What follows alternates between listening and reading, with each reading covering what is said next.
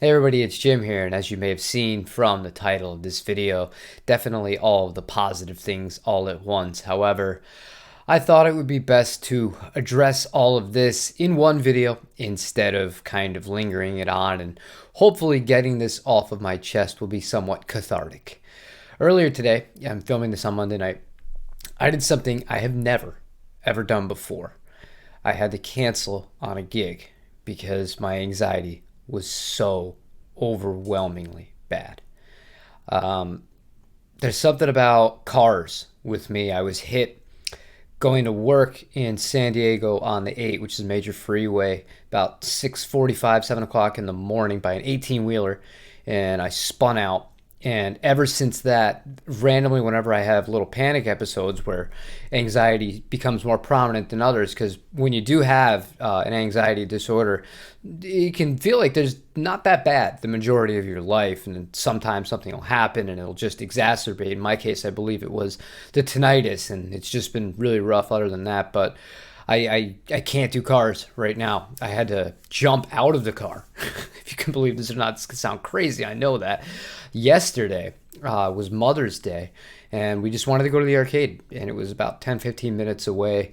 And we got into the kind of lot area where all the stores were, and I couldn't wait to even park the car. I was like, "You gotta stop the car. I gotta get out." And I just walked the rest of the way by myself, and it's really bad, and I'm not one to ever cancel on anything. Granted, this was a small private party. We were going to be the only ones playing, and it would have been 25 to 30 minutes. I don't think this is a real end of the world one. So it's just the whole point of it. It's just having such little control over that in that moment, and knowing deep down that it's somewhat irrational, that nothing bad is going to happen to you, because when you live with this for as long as I have, you always come out the other side. But in the moment, man, it's tough. It really sucks. So uh, I guess if you're somebody who does have these sorts of other issues, know that you're not alone with it. And the best advice I can give you would be to try to surround yourself with people who do understand. And if you're somebody who does not have any of this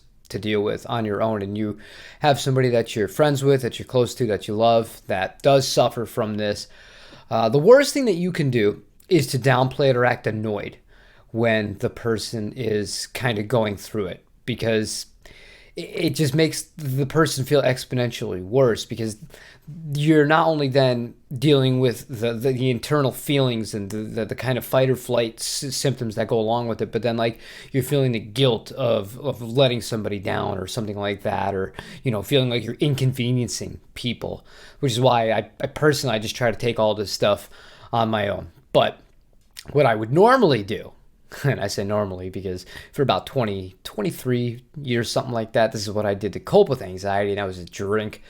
And I don't do it anymore. In June, it'll be 3 full years since I've had anything to drink. And, you know, one tough thing about being a musician, if you want to go and play, is you're going to be in environments where other people are going to drink. You're just going to have to deal with that. And sometimes I don't really mind at all, but especially when I'm already like on edge, it seems like an impossible situation. It's all I want to think about. And you would think, well, I would have thought before I quit drinking, if I were to make it, a year, I'm done with it, whatever. But I won't crave alcohol. I won't want to drink ever again, because I'll have seen how much better my life will have been, and it has been.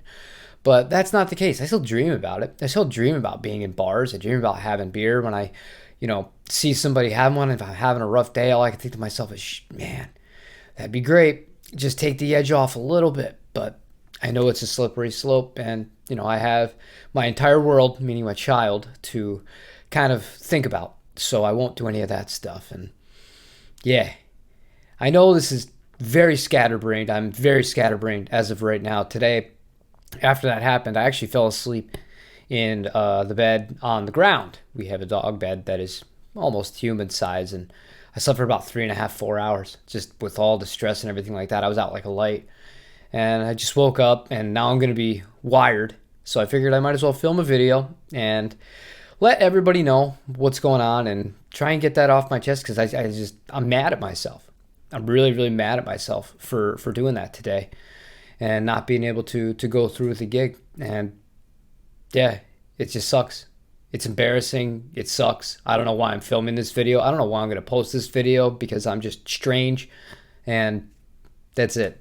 So hopefully I'll be filming more stuff related to guitar and things like that. But my main message again, if you are somebody that deals with any of these things or other issues that are personal to you, that you really feel like you're the only one, you're not.